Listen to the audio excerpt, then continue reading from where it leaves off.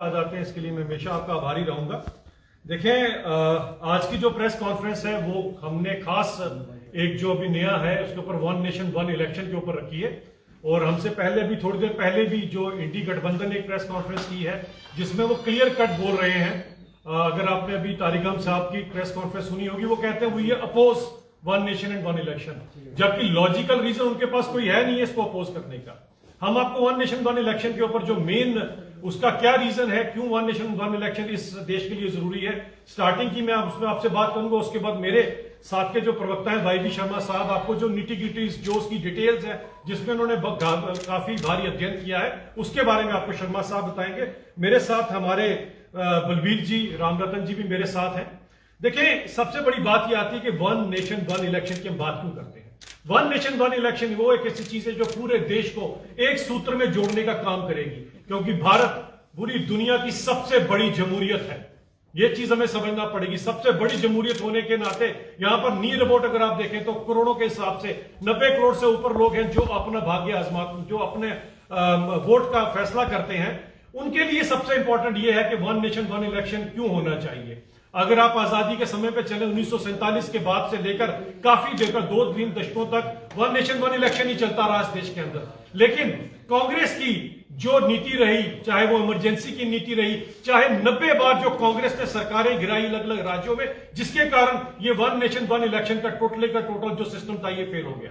और as a result अगर आज आप पूछोगे हिंदुस्तान के बारे में बाहर जाके, तो जहां हम कहेंगे कि हम सबसे बड़ी जमहूरियत है, वहां बाहर के लोग ये भी कहते हैं ये एक ऐसा देश है जो 5 के 5 साल ही चुनावी मोड में रहता है। आप सोचो कि जो देश 5 साल चुनाव ही लड़ता रहेगा वो देश कैसे तरक्की करेगा। हर स्टेट में कहीं ना कहीं चुनाव हो रहे होते हैं। तो इसीलिए वन नेशन वन इलेक्शन सबसे बड़ी जरूरत है, इस समय नीड ऑफ द आवर है। क्योंकि इलेक्शन करना कोई छोटी मोटी चीज नहीं है, एक भारी भरकम एक्सपेंडिचर होता है और कई लाखों करोड़ का पैसा खर्चा जाता है इसके ऊपर। और आप सोचिए 5 साल ये पैसा लगातार खर्चा ही जाता है, फिर खर्चा जाता है, उसके बाद फिर खर्चा जाता है। आखिरकार क्यों खर्चा जाता है?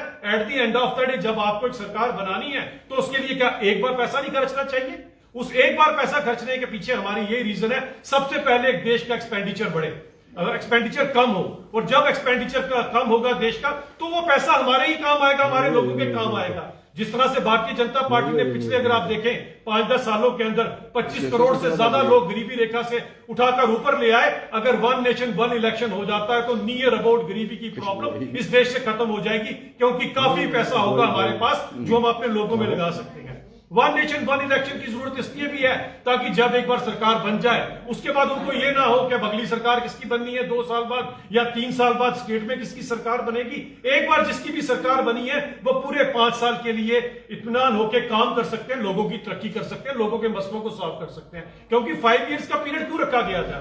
5 साल का पीरियड इसलिए रखा गया था ताकि 5 साल में जो आप स्कीम बनाए उसको 5 साल में आप लास्ट तक पूरा भी कर सके। वरना ज्यादातर सरकारें तो रिबन काटने में ही पुरानी सरकारें व्यस्त रहती थी। और हमारी सरकार में जो हमने कहा जिसका रिबन काटेंगे, जिसका शिलान्यास रखेंगे, उसे कंप्लीट भी हम करेंगे। तो इस देश के लिए अगर तरक्की में हम देश को अगर सबसे बड़ी अर्थव्यवस्था बनाना है तो वन नेशन वन इलेक्शन जो है वो सबसे ज्यादा जरूरी है इस देश के अंदर। क्योंकि इसके बाद ही आप देखेंगे तो पूरे का पूरा सिस्टम जो है वो एकदम नॉर्मल हो जाएगा और पूरा देश जो है 5 साल जो इलेक्शन मोड में रहता है उससे बाहर निकलकर इस देश को आगे ले जाने की बात करेंगे। और आज जिस तरह से इंडी गठबंधन वालों ने और खासकर तारिक गांधी साहब ने इसको अपोज किया है, जबकि रीजन उनके पास कोई नहीं था, तो मैं सबसे पहले उनको और उनकी इंडी गठबंधन जो पीछे अगर आप देखें तो गुपकार अलायंस के नाम से भी जाना जाता था जम्मू कश्मीर के अंदर, तो तारिक गांधी साहब से मैंने पूछता है कि आपका इस गठबंधन ने जब सबसे जो यहां से स्टार्ट होता है चुनाव जिसे हम कहते हैं गांव का चुनाव यानी कि पंच सरपंच का चुनाव,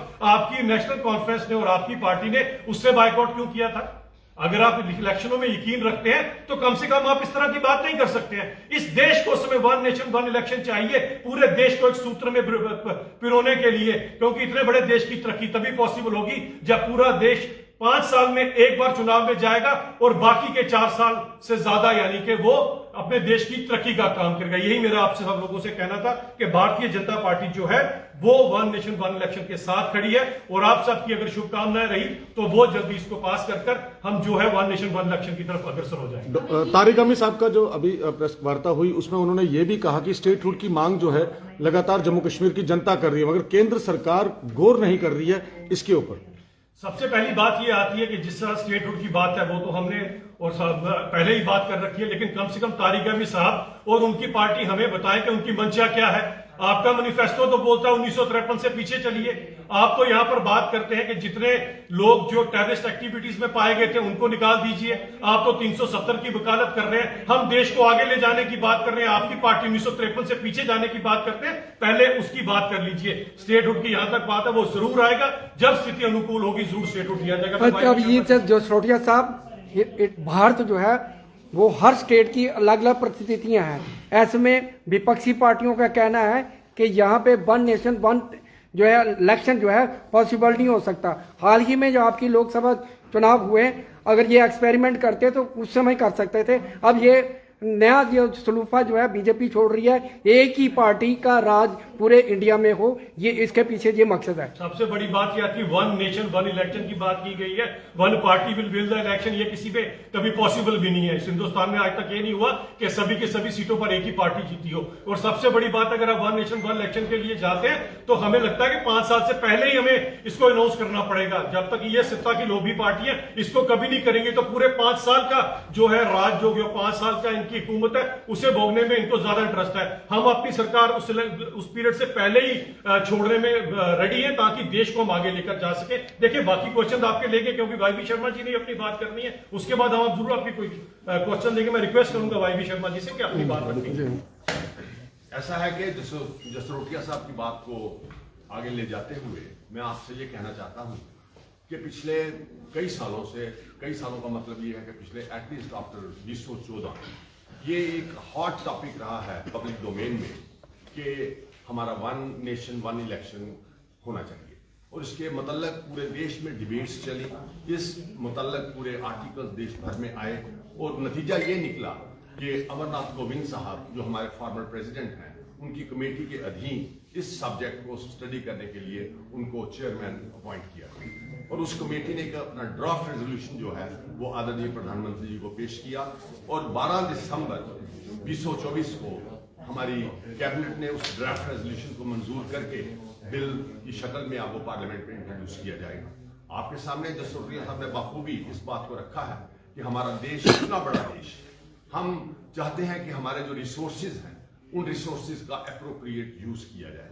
हमारी पैसे की बात हो, लॉजिस्टिकल बात हो, हमारे दूसरे इकोनॉमिक रिसोर्सेज हो, उनको इस ढंग से इस्तेमाल किया जाए कि वो resources ultimately for the betterment of people use हो, ना कि सिर्फ इलेक्शन करवाने में यूज हो।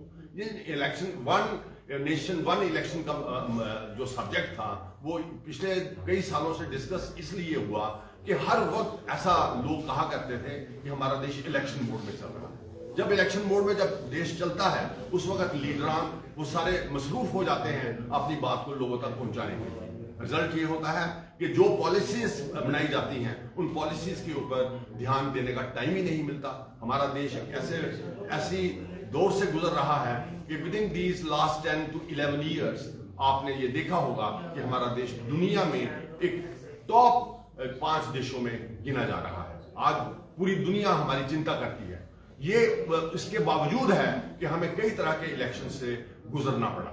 अगर हम एक दफे 5 साल में इलेक्शन करवाएं और एक दफे 2 महीने का काम उन्होंने, जैसा कि 11 पॉइंट्स हमारे प्रेसिडेंट साहब जो फॉर्मर प्रेसिडेंट साहब उन्होंने 11 पॉइंट सबमिट किए और उनमें इस बात को ये कहा गया कि असेंबली के और पार्लियामेंट के इलेक्शन फर्स्ट फेज में करवाए जाएंगे और with in next 100 days panchayat, municipalities, urban bodies के इलेक्शन करवाए जाएंगे। तो इसका मतलब ये हुआ कि जब एक दफे इलेक्शन प्रोसेस डेमोक्रेसी की रीढ़ की हड्डी है, रीढ़ की हड्डी होने का मतलब ये है कि एक दफे अगर इलेक्शन जब पूरे हो गए, पूरे देश में जो सेटिस्फेक्शन होगी कि जो लोगों ने अपना फैसला 5 साल के लिए देना था वो फैसला दे दिया और जो पॉलिसीज जो पार्लियामेंट जो पास करेगी और उस बात को इंप्लीमेंट वो ग्राउंड पे करेंगे। मैं आपसे ये कहना चाहता हूं, this is one of the most fundamental transformative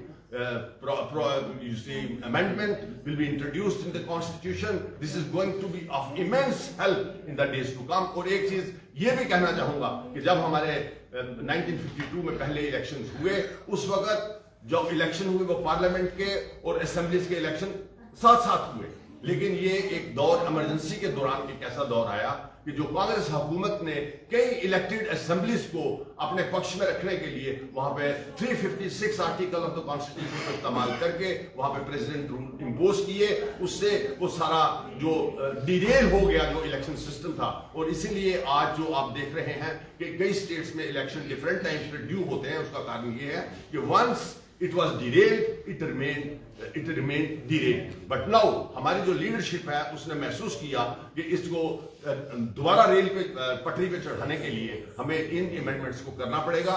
और उन्होंने इस बिल को प्रपोज लेजिस्लेशन जो कि ऑनरेबल फॉर्मर प्रेसिडेंट साहब की कमेटी ने हमारे आदरणीय प्रधानमंत्री जी की कैबिनेट को दिया और उन्होंने 12 दिसंबर को ये अप्रूव किया कि this draft resolution in the shape of bill will be presented to the parliament. और हमें पूरी उम्मीद है और उस बिल को इंट्रोड्यूस करने के बाद पूरी देश में इस बात को डिस्कस होगी। इसके लिए पार्लियामेंट की मेजॉरिटी की जरूरत है। मेरे हिसाब से मैं सोचता हूं कि this is going to be panacea for the development, for the progress of our democracy. Sharma साहब, जिस तरह से लोकतंत्र हमारा देश, यहाँ भी विपक्षी पार्टियों को भी उसका भी समर्थन बहुत जरूरी है।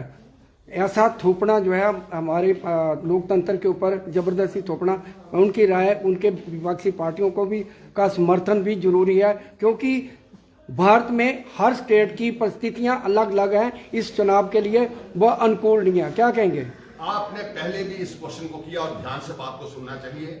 बात यूं है कि जब गवर्नमेंट ये फैसला करती है कि हमने पूरे देश में एक दफे इलेक्शन करवाने हैं, वो साल का एक कोई ऐसे कुछ खास महीने चुनेंगे जबकि पूरे देश में ऐसे हालात हों जब आदमी या इलेक्टोरेट जब आसानी से वोटिंग की जा सकती हो। ऐसा होता रहा है, ये कोई पहली दफे नहीं होना है, लेकिन आप इसके गुण देखिए, इसके फायदे देखिए। जैसा कि जसरोटिया साहब ने भी कहा कि पूरा देश इलेक्शन मोड से बाहर आ जाएगा अगर हम 100 डेज का टाइम रख लें कि हमारे इलेक्शन पूरे देश के 100 डेज में होने हैं या कितने दिनों में होने हैं।